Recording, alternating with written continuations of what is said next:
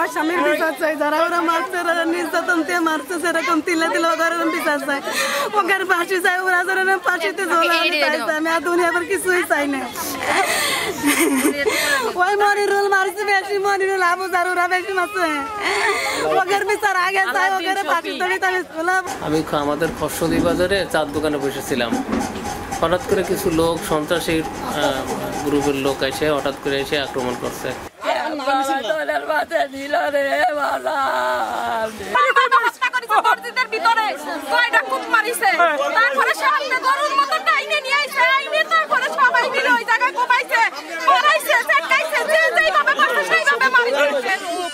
পলাইছে সেই জায়গায় নিয়ে, তারপরে 3টা কূপ মারিছে মসজিদের ভিতরে, 3টা কূপ বাইরে ওরে ওই জায়গাতে টাইনে বাইর করছে, মসজিদের সামনে বারান্দায় টাইনে বাইর করে অজুখানার ভিতরে সবাই মিলে, ওরা ছিল 15-20 জন, সবাই মিলে যেইভাবে কোবাইছে। মনিরুল, আলাউদ্দিনের ছিল সাথে, রুবেল, তারপরে আবু জাহের, হাসান, ওরা 3টা হাসান নাম, ওরা সবাই মিলে সারা বাগে মারিছে, ওরে পায়ে পাড়াইছে, লাইট হয়েছে, কোবাইছে, নির্মম ভাবে মারিছে। আমরা মহিলারা ধরতে গেছি, মহিলা করে বিচার চাই, বিচারের জন্য আমরা বিচার চাই।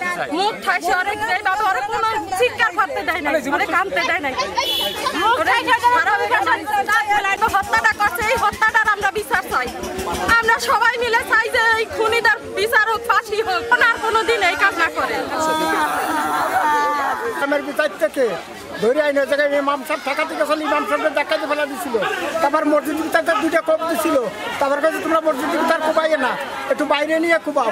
এই সময় ধর চলল মনিরুল, রুবেল, আবুজার, তারপরে রুহলের সাল, ওর নাম সব, আর টায়ার কাদের, এই কজন চলে। আর ওই পাশে আমরা চাই হলো বিচার চাই, ফাঁসি। আমরা বেলজানির মানুষ দীর্ঘদিন ধরে সন্ত্রাসের কবলে, সন্ত্রাসীদের দ্বারা নির্যাতিত, অসংখ্য লোক পঙ্গু। আমি নিজে একজন কলেজের শিক্ষক, আমাকে 2023 সালের 18 ফেব্রুয়ারি সরস্বতী ঈদগাহ বাজারে আমাকে কুপিয়ে মারাত্মক জখম করে মৃত্যু সজ্জায় থেকে আমি মামলা করেছি, মামলার সাক্ষী চলছে। আমার পাশে যারা দেখতেছেন প্রত্যেকেই পঙ্গু, সবুজ মেম্বারকে পঙ্গু করে, রবিউলকে পঙ্গু করে, শাওনকে পঙ্গু করে, এরকম আরও অনেক উপস্থিত নাই, এবং রাজীব, তারা, ইউনুস, অসংখ্য লোক পঙ্গু।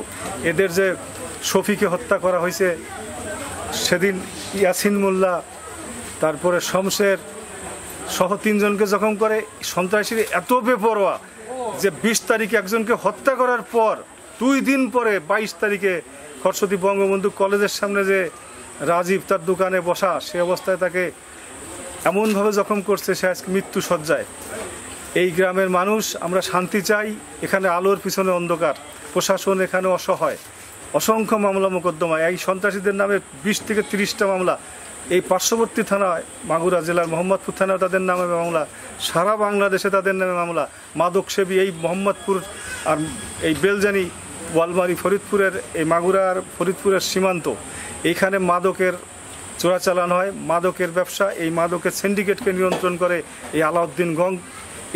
এদের কোনো কাজেই যদি বাধা দেওয়া হয় তাহলেই তার উপর আসে নির্যাতন। আমি আমাদের ফসলি বাজারে চার দোকানে বসেছিলাম, হঠাৎ করে কিছু লোক সন্ত্রাসী গ্রুপের লোক এসে হঠাৎ করে এসে আক্রমণ করছে। ভিতরে ঢুকে আমার দাবরা নিয়ে গেছে মাঠের ভিতর দাবরা নিয়ে নৃশংসভাবে আমারে কুবাইছে আর বাইরে হয়েছে। এবং প্রায় 1 যুগ ধরে এই আলাউদ্দিনের নেতৃত্বাধীন এই সন্ত্রাসীরা এলাকায় সন্ত্রাসের রাজত্ব কায়েম করেছে, এবং তাদের পিছনে এবং খুঁটি হিসাবে এই আব্দুল্লাহ মামুন কাজ করেছে। তাদের ভরসা পেয়েই এরা এই কাজগুলো করে গেছে।